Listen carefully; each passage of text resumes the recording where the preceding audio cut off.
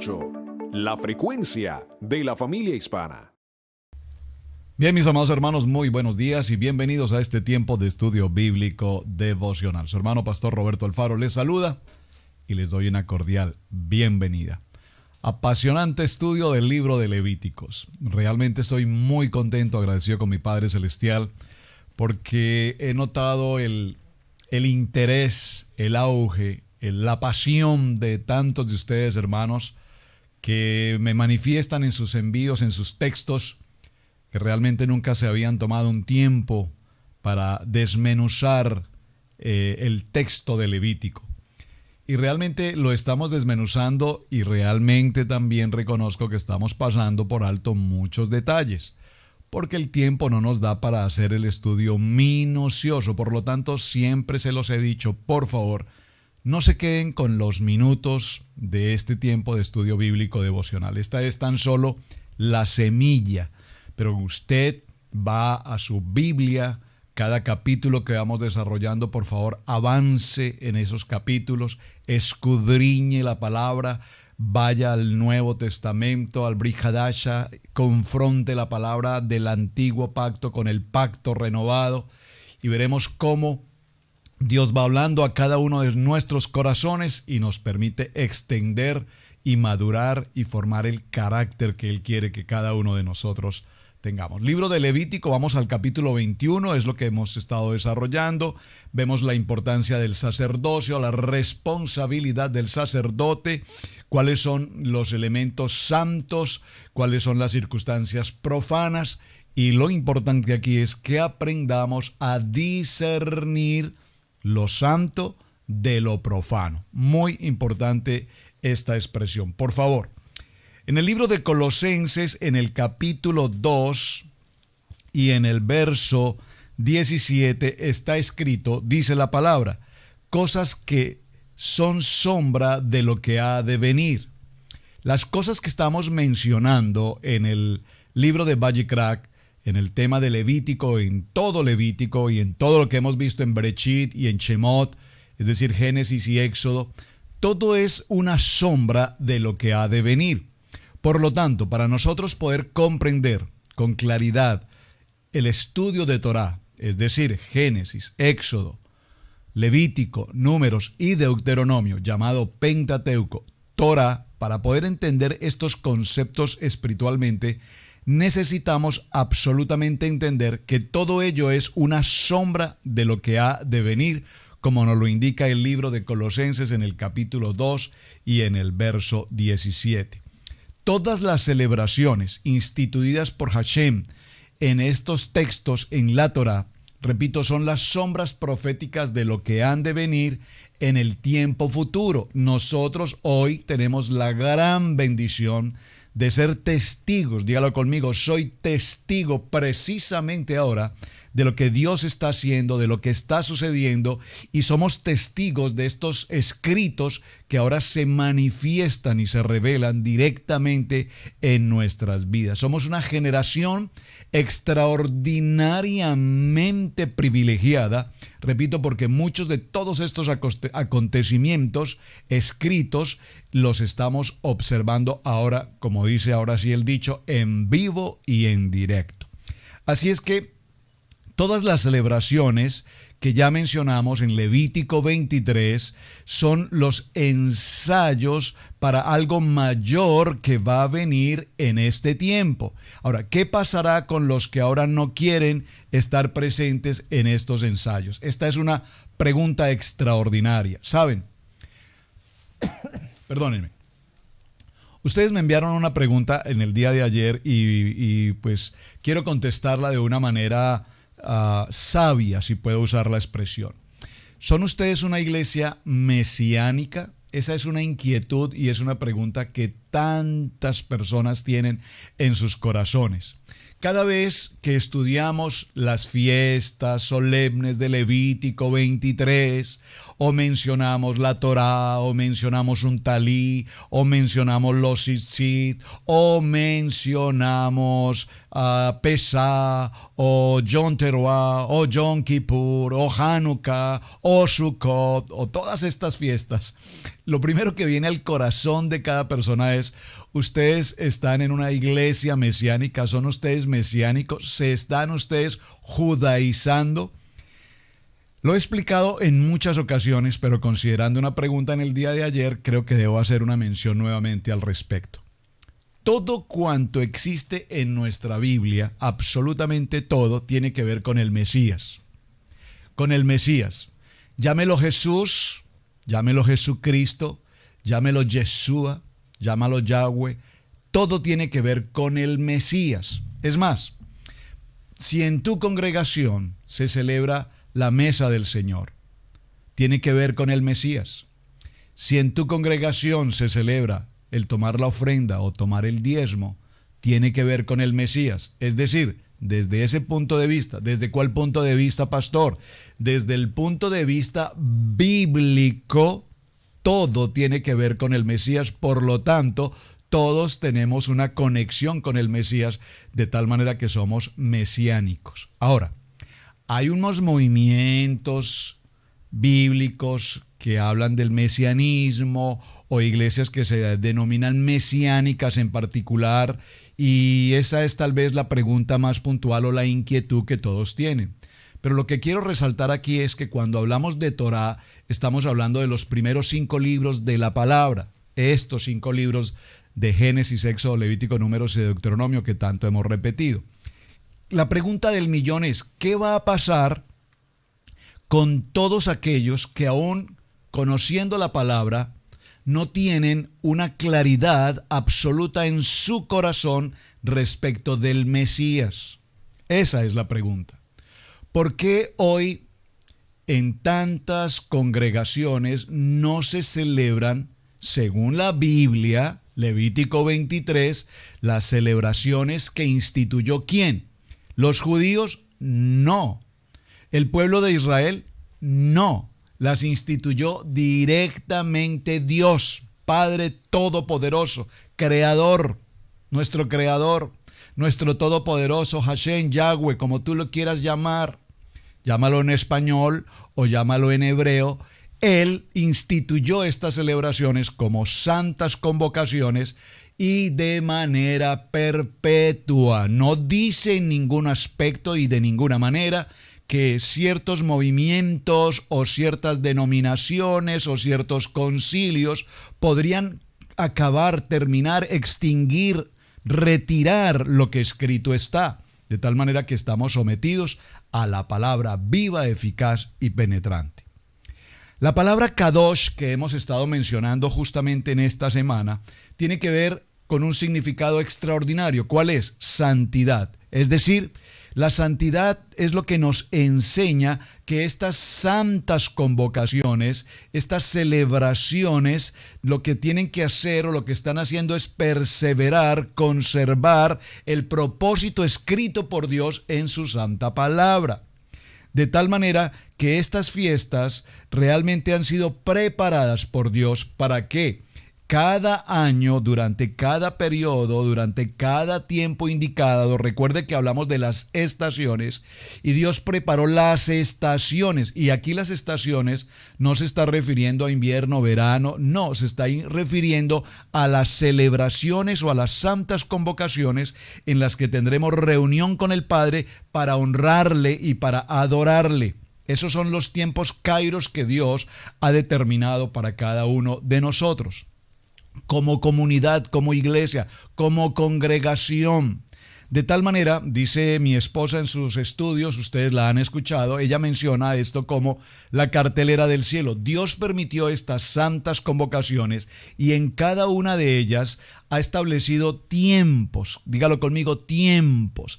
Y estos tiempos Modim, estos son tiempos en los que Dios habla con absoluta claridad a su pueblo.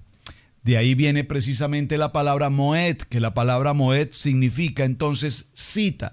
Esas son unas citas que tienen que ver con un tiempo y tienen que ver con un lugar, y es importante que todos nosotros como iglesia recordemos, renovemos y permanezcamos en esos tiempos, en esas citas que ya Dios estableció para su iglesia. De tal manera que cuando el Padre Eterno nos da esta cita, es simplemente porque Él va a cumplir puntualmente con ese compromiso de asistir a esa cita y nos va a hablar de manera directa. Él va a atender estas citas puntualmente. ¿Qué sucede? Repito, muchos son los que omiten o ignoran estas celebraciones. Entonces, vemos cómo la palabra en Levítico 23, verso 3 dice: 6 días trabajarás, pero el séptimo día es Shabbat, de reposo completo. Habla del descanso. Observe, en el séptimo día, hoy tenemos alguna organización que se denomina la Iglesia del Séptimo Día. No porque se denominen del séptimo día, llevan a cabo, viven el Shabbat, porque recordemos que el Shabbat no es el día sábado como lo realizaría el séptimo día. Recordemos que Shabbat da comienzo al atardecer del día viernes. Ese es nuestro tiempo de Shabbat hasta el día o hasta el atardecer del sábado del Shabbat. Por lo tanto, es un día de reposo, es un tiempo de conexión, es un tiempo de relación, es un tiempo de adoración, es un tiempo de reposo. En el sexto día el Padre creó al hombre, en el sexto día, y en el séptimo día le dio el reposo. Qué cosa tan extraordinaria. Una vez lo creó, inmediatamente le da reposo. Muy importante ese detalle. Sí, claro que sí. Ahora bien, cuando hablamos del reposo, es importante tener presente que la palabra nos dice que no haréis trabajo alguno. Es Shabbat para Hashem donde quiera que habites. Así es que el Dios de Israel ha fijado una cita en cada Shabbat semanal para encontrarse con su pueblo en todos los lugares de asentamiento. Si alguien decide hacer una convocación de santidad el día siguiente, no va a tener el mismo encuentro con Dios de Israel. Dígalo conmigo, llegaste tarde. Llegaste tarde. Saben, esto es muy interesante y yo lo puedo hablar con absoluta claridad y testimonio. ¿Por qué? Porque durante muchos años, en lo largo de la vida de la iglesia, nos hemos congregado durante el día domingo. El día domingo fue establecido aproximadamente para el año 321 por un hombre de la religión, Constantino. Determinó que el día sería del día de celebración, sería el domingo, y hasta el día de hoy se celebra de esa manera. Pero bíblicamente, de acuerdo a nuestro estudio bíblico, sabemos que el día correcto es el Shabbat. Partiendo, repito, del día sábado del día viernes en la tarde al día sábado en las horas de la tarde. Es una experiencia maravillosa cuando realizamos Shabbat ya en nuestra congregación, en un proceso que estamos llevando de transición. Yo sé que muchos hermanos que me están acompañando en el programa de estudio bíblico devocional son ya conocedores de la Torá a fondo. Muchos de ustedes tienen tiempo de llevar su Shabbat en absoluto ejercicio, pero en el caso particular nuestro estamos en un proceso, estamos en una transición, ya estamos en el nivel de celebrar Shabbat, lo hemos hecho tanto en congregación como lo hemos hecho en casa y estamos en ese proceso y ha sido una experiencia maravillosa. De tal manera que en algún momento Dios hablará al corazón de cada uno de todos nosotros y podremos entender cómo a lo largo de la historia el hombre ha ido cambiando, ha ido alterando, ha ido acomodando lo bíblico a lo humano, al intelecto o a la razón del hombre, y esto ha conllevado, por supuesto, que se ignoren, se omitan las santas convocaciones que Dios ha establecido. Sin embargo, hace un poco tiempo estuve en una reunión pastoral y algunos pastores me decían, bueno, ahora tengo entendido que tú ahora estás practicando todas esas fiestas judías. Y esa es la típica pregunta y la típica inquietud que todas las personas tienen. Por favor, ¿hasta cuándo podemos entender que no son fiestas judías? Que no son celebraciones judías. Por favor, si leemos nuestras Biblias adecuadamente y entendemos lo que escrito está, vamos a entender, permítame que tenga que repetir esto tantas veces, que el pueblo de Israel estaba constituido por 12 tribus, los 12 hijos de Jacob. Estas 12 tribus, entre las cuales se encuentra Judá, de donde vienen los judíos, posteriormente se dividen en dos secciones, en dos grupos, en dos casas. La casa de Israel y la casa de Judá. La casa de Israel hasta nuestros días se encuentra en el exilio, esparcida por el exilio. Dígalo conmigo, ese soy yo. Pertenecemos a la casa de Israel, a alguna de las 10 tribus esparcidas en las naciones. Bíblicamente así lo dice.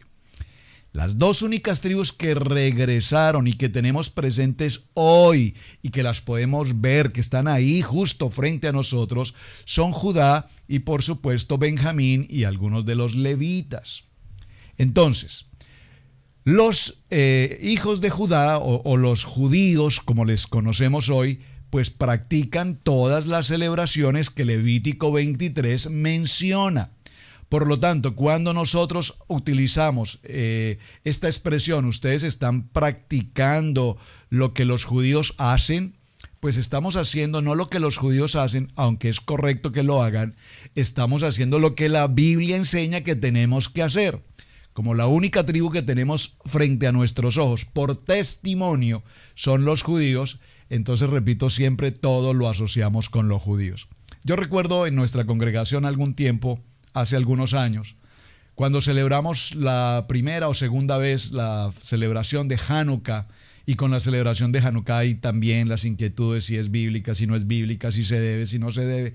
La celebración de dedicación, mejor, la dedicación, cuando celebramos esta reunión, recuerdo que una persona se acercó y me dijo, pastor, si usted está celebrando estas cosas judías en la iglesia, créame que nosotros no queremos nada con los judíos, por lo tanto nos vamos a retirar de la congregación. Hermano, pues yo lo siento profundamente en mi corazón, pero déjame decirte, ¿no quieres saber nada de los judíos?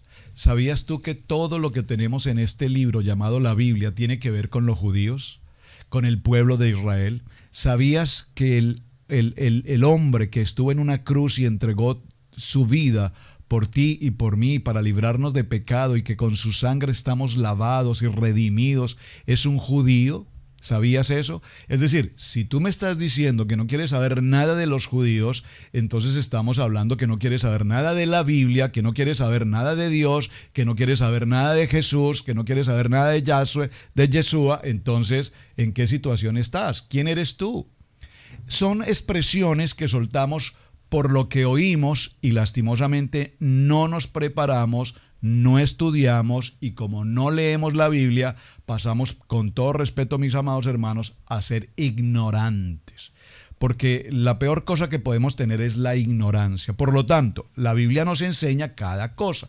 Y hago estas claridades, repito, sé que para muchos de ustedes esto es extremadamente claro, pero también sé que Estudio Bíblico Devocional tiene como propósito enseñar. ¿Y enseñar a quién? A aquellos que por primera vez están llegando a Estudio Bíblico Devocional, que sé que son muchos de ustedes, por lo que recibo sus mensajes a diario. Por lo tanto, yo no tengo ningún inconveniente en tomarnos el tiempo y retomar la enseñanza de tal manera que todos podamos crecer juntamente. El Dios de Israel ha fijado entonces una cita de Shabbat. En este texto que estamos leyendo nos habla precisamente del tiempo o del día o el cierre de semana. El primer día de la semana, que hoy llamamos domingo. Domingo, la expresión domingo, recuerden que domingo y los días de la semana no están en la Biblia como nosotros los conocemos hoy. Lunes, martes, miércoles, esos días no están en nuestro texto bíblico. En la Biblia nos aparece día primero, día segundo, día tercero, día sexto, día séptimo. Entonces, el domingo sabemos que según el calendario romano es un día que está dedicado al sol, al dios sol. De allí viene en inglés Sunday. De allí vemos cómo cada uno de los días de la semana en el calendario greco-romano tiene un propósito de adoración a los dioses astrales, si puedo decir, a los dioses como luna, lunes, luna, martes, Marte, miércoles, Mercurio, jueves, Júpiter, viernes, Venus, sábado, Saturno, Sunday, domingo, Dios Sol. ¿Ven lo interesante?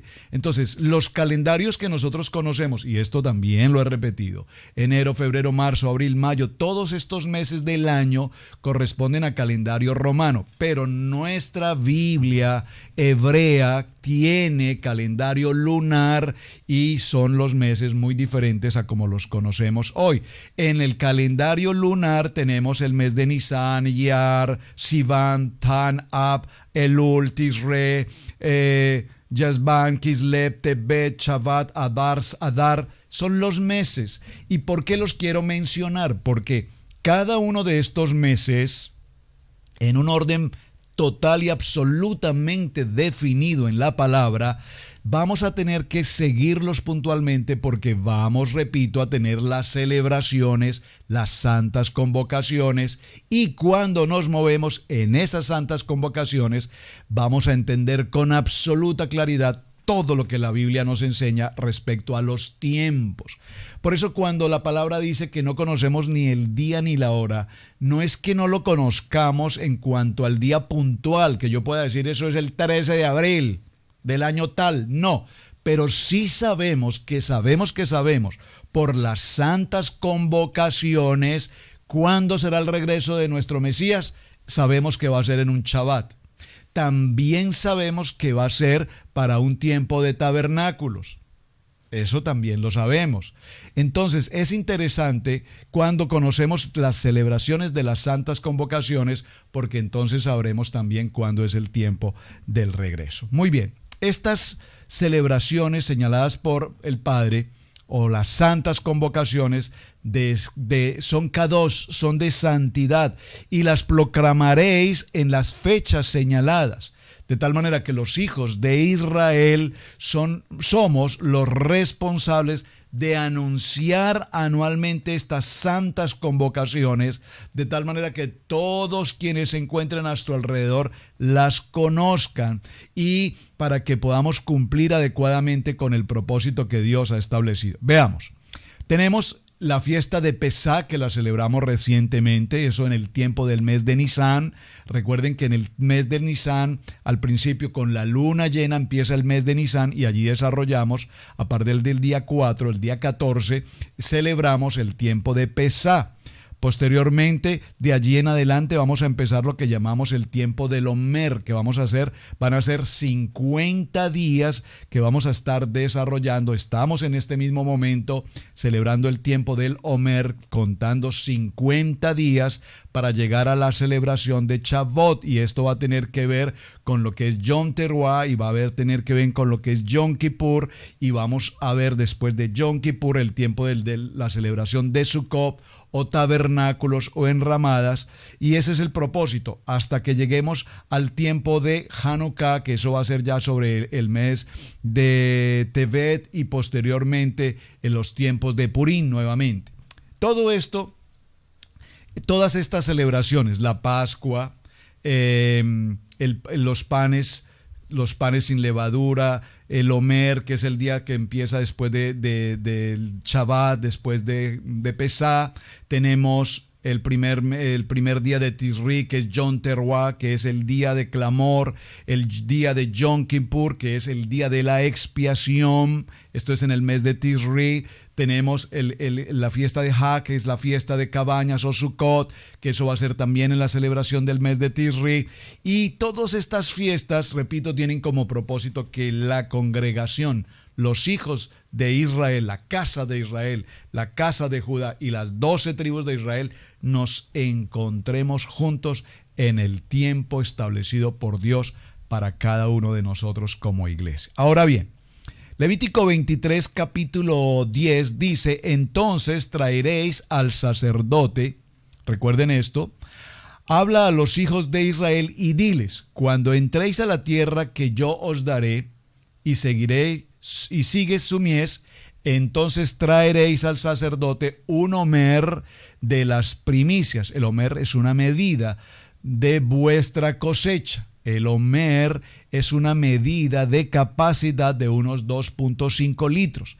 Aquí la Torá llama omer la ofrenda de harina de cebada, que es el mismo nombre de la medida, es decir, omer. El omer está determinado como rishi, es decir, las primicias de las cosechas, lo cual hace referencia a la resurrección del Mesías, Yeshua, como está escrito en el primer libro en Corintios, capítulo 15, verso 20. Dice la palabra: mas ahora el Mesías ha resucitado, como está escrito.